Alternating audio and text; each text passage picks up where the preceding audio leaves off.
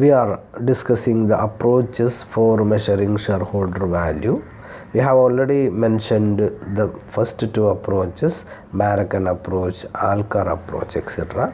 The next third approach is McKinsey approach. It was developed by McKinsey and Company. That is why it is called McKinsey approach.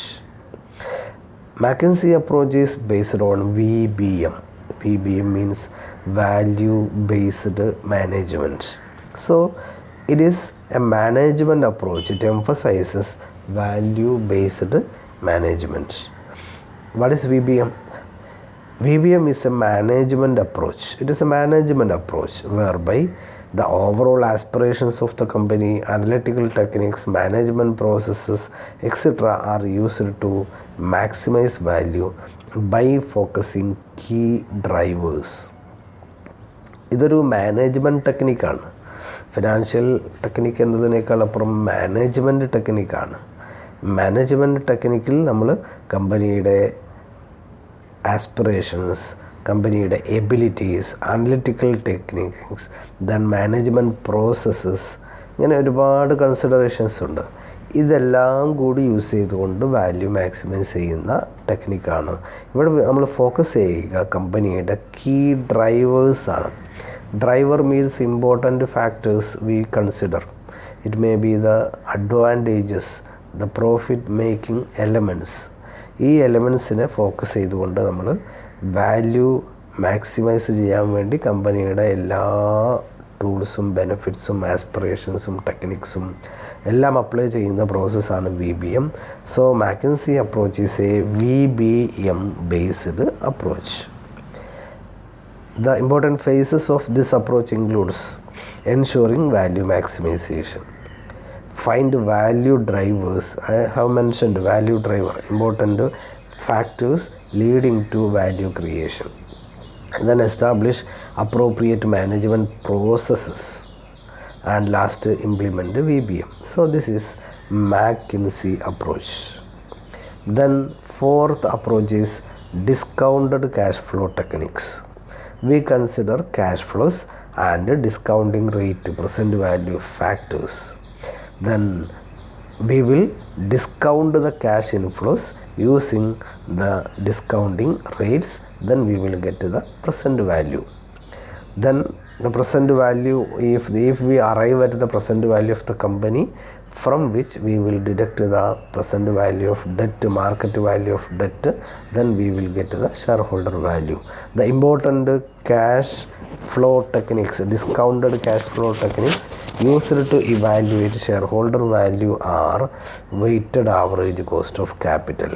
Here we find the weighted average cost of capital. For example, if it is 10%, 5%, etc.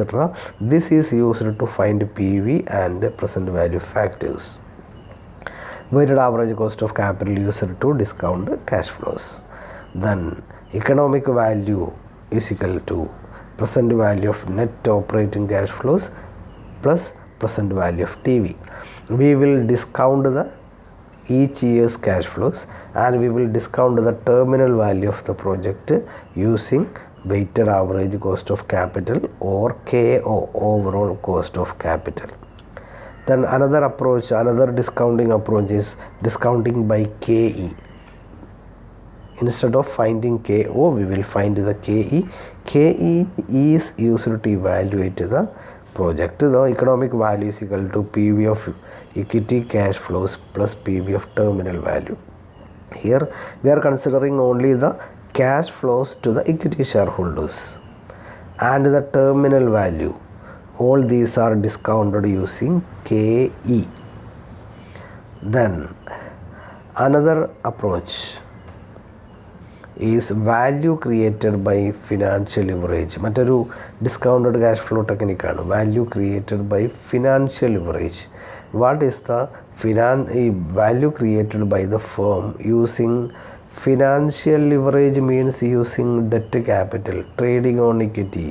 Trading on equity is called financial leverage. That means increasing the value of the company by using debt capital. That is financial leverage. So here we consider the value created by financial leverage. That means value created by using debt capital.